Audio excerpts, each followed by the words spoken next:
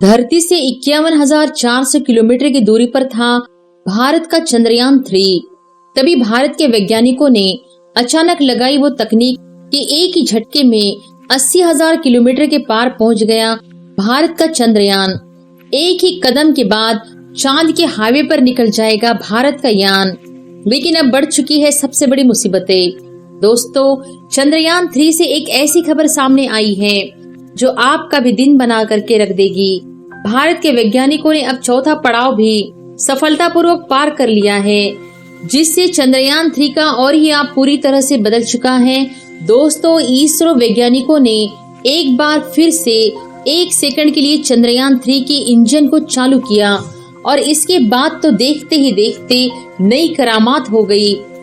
यान ने अब रास्ता बदल लिया है, यानी कि दोस्तों अब इसकी धरती से दूर ही 51,400 किलोमीटर से बढ़कर के 80,000 किलोमीटर के भी पार पहुंच चुकी है।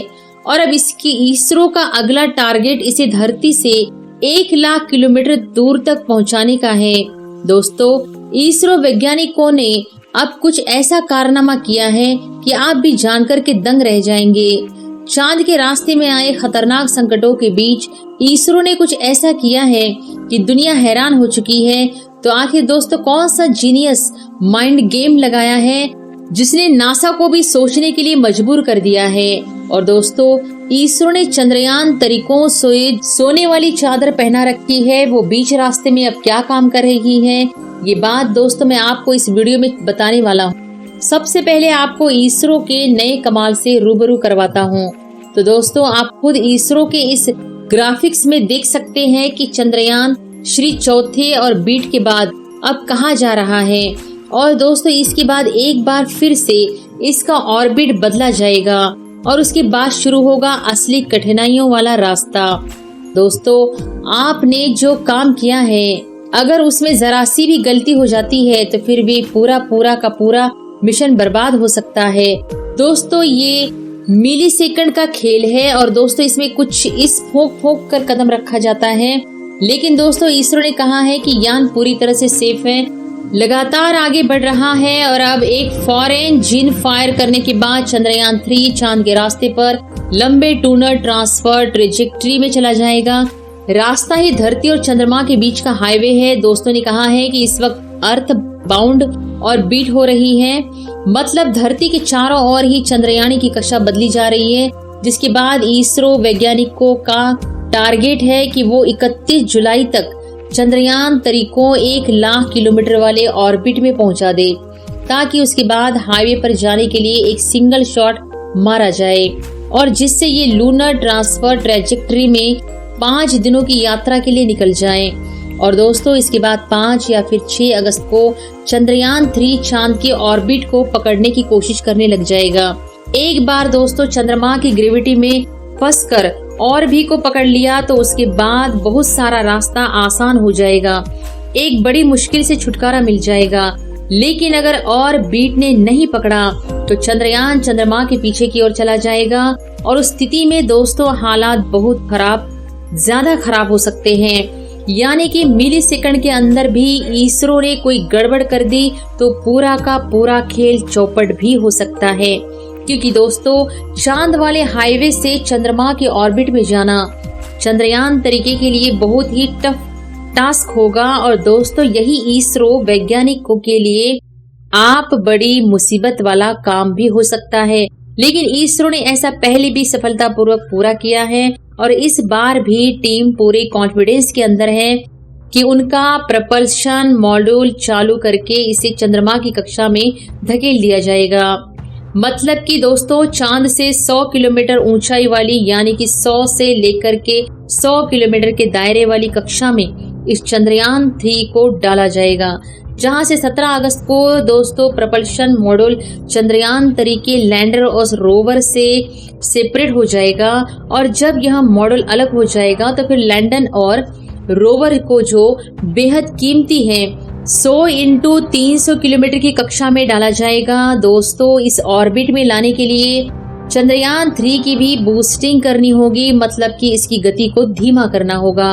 और इसके लिए चंद्रयान जिस गति में जा रहा है उसके ठीक विपरीत वाली दिशा में इसको भेजने का काम करना होगा। दोस्तों ये काम 23 अगस्त को होगा और इसे ही टेलर टास्क कहा जा रहा है, यानी कि 15 मिनट जब चंद्रयान करने की कोशिश करेगा तो टेलर वाला टाइम होगा और यही से शुरू होगी लैंडिंग के प्रोसेसेज, मतलब खतरे की असली घंटी यही से टास्क होने वाली है।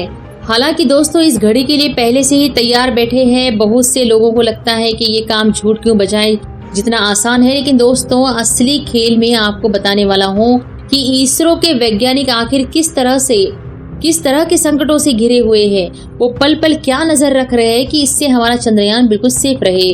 जो कुछ कर रहा है वो इतना आसान कतई नहीं है दोस्तों। चांद पर उतरने या चांद पर पहुंचने से पहले भी इस वक्त इसरो के सामने बहुत सारी दिक्कतें आ रही थी जिनको हमारा चंद्रयान फेस कर रहा है। तो आखिर वो दिक्कतें कौन सी हैं और ये भी आपको जान लेना चाहिए। दोस्तों अंतरिक्ष में जब भी कोई यान या फिर सैटेलाइट ग्रेविटी यानी कि गुरुत्वाकर्षण के विपरीत जाता है तो ये ग्रेविटी उसे रोकने का काम करती है, लेकिन इससे बचने का, फिर इससे पार पाने के लिए यान को कम से कम 40,000 to 33 किलोमीटर की रफ्तार को लगातार मेंटेन करते रखना पड़ता है। और इसरो जो कुछ भी कमांड दे रहा है वो इसी रफ्तार में चल रहे चंद्रयान को दे रहा है। मतलब दोस्तों चुटकियों के अंदर पूरा का पूरा खेल बिगड़ सकता है। ये पूरा का पूरा खेल मिली सेकंड में बड़े बदलाव कर देता है।